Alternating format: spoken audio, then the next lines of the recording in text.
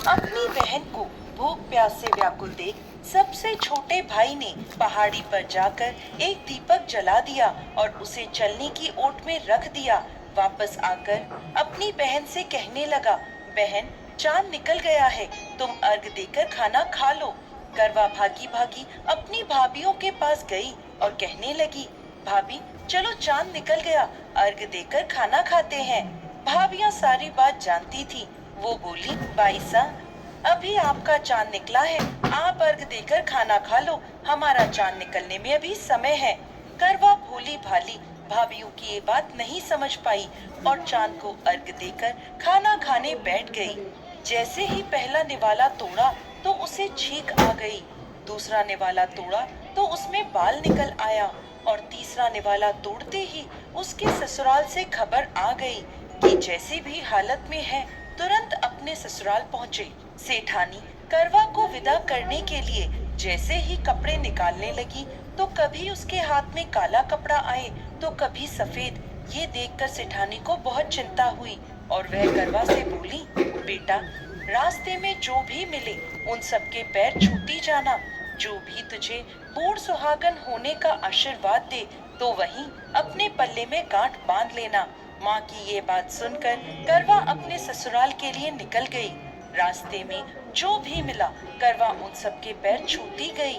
सभी उसे खुश रहो, सुखी रहो यह आशीर्वाद देते रहे, लेकिन किसी ने भी उसे बूढ़ सुहागन होने का आशीर्वाद नहीं दिया। अब करवा जैसे ही अपने ससुराल पहुंची तो घर के आंगन में छोटी ननद खेल रही थी। करवा ने जैसे ही ननद के पैर छुए तो वो बोली, खुश रहो, सुखी रहो, बूढ़ सुहागन हो, दूधो नहाओ, पूतो फलो।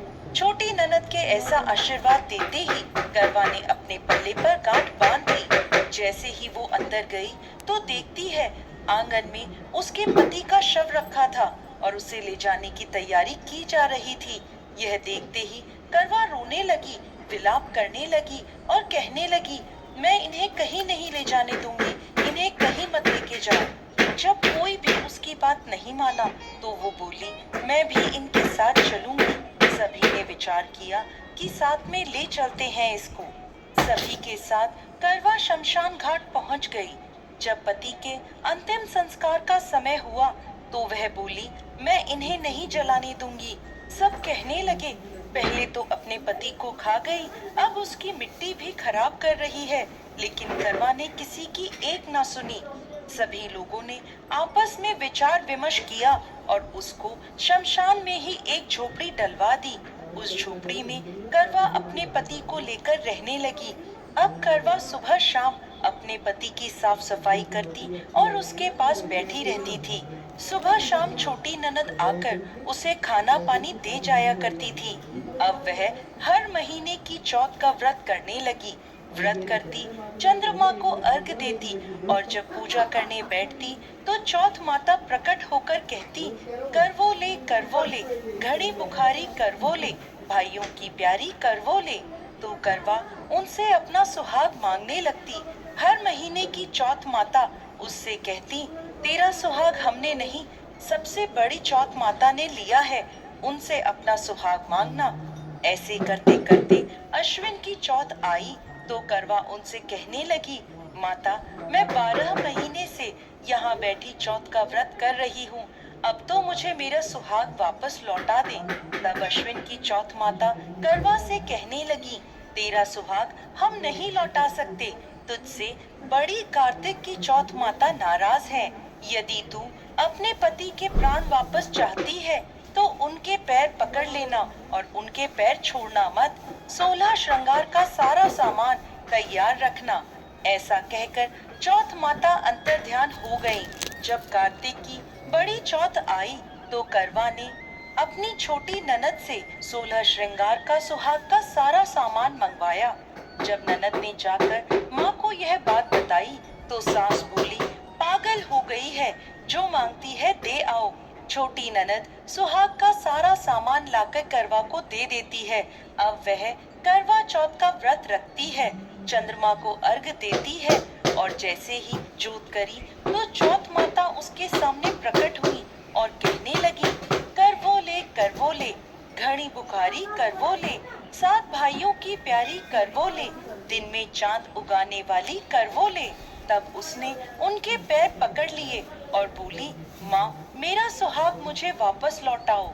ये सुन चौथ माता बोली, अरे तू तो बहुत भूखी है, 7 भाइयों की प्यारी है, तुझे सुहाग का क्या काम? तो करवा कहने लगी, नहीं माता, मुझसे बहुत बड़ा पाप हो गया, मेरे सुहाग को मुझे वापस लौटा दो माता। मैं आपके पैर तब तक नहीं छोड़ूंगी जब तक आप मेरा सुहाग मुझे वापस नहीं लौटाती।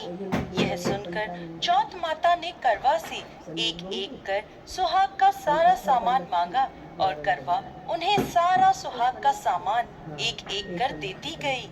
तब चौथ माता उससे कहने लगी, तुझे जरूर व्रत करने की सारी विधि सब बात कोई समझा के गया है। तो करवा कहने लगी, माता, मुझे तो हालात ने सब कुछ समझा दिया है, आप बस मेरा सुहाग मुझे वापस लौटा दें। तब चौथ माता ने अपनी आंखों से काजल निकाला, उंगलियों से मेहंदी और मांग से सिंदूर निकालकर उसे करवे में घोल दिया और उस जल से उसके पति को छींटा लगाया। छींटा लगते ही उसका पति जीवित हो गया।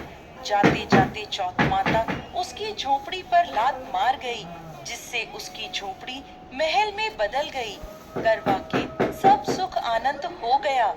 शाम को जब छोटी ननद भाभी के लिए खाना लेकर आई तो देखती है कि भाभी की झोपड़ी तो कहीं है ही नहीं, उसकी जगह एक बड़ा सा महल खड़ा है। उधर करवा खिड़की में बैठी छोटी ननद के आने की प्रतीक्षा कर रही थी। छोटी ननद को आता देख करवा दौड़ी दौड़ी उसके पास गई और कहने लगी, देखो बाईसा, आपका भाई जीवित हो गया। घर जाओ और माता जी से कहो कि गाजे बाजे के साथ हमें लेने आए। छोटी ननद दौड़ी दौड़ी माँ के पास गई और कहने लगी, माँ, भाई जीवित हो गया। माँ कहने लगी, अब तक तो वो भाभी ही थी, अब तेरा भी उसके साथ साथ दिमाग खराब हो गया है। तो वह बोली, नहीं नहीं माँ, मैंने अपनी आंखों से देखा है, भाई जीवित हो गया है। ये सुन माँ और बेटी दोनों गाजे बाजे के साथ अपने बेटे और बहू के पास पहुँचे। बेटे को जीवित देख सास बहू के पैर छूने लगी और बहू सास के पैर छूने लगी और कहने लगी, माताजी देखो आपका बेटा जीवित हो गया। तो सास बोली, बहू मेरा बेटा नहीं, तेरा पति जीवित हो गया। मैंने तो साल भर पहले ही इसका अंतिम संस्कार कर दिया था। ये तो तेरे भाग्य से वापस आया है। हे चौथ माता, जैसी पहले साहूकार की बेटी के साथ करी वैसी किसी के साथ मत करना, और बाद में जैसे करवा के पति को लंबी आयु दी वैसे ही इस कथा को कहने वाले, सुनने वाले और हुंकारा भरने वाले सब पर कृपा करना। जय चौथ माता।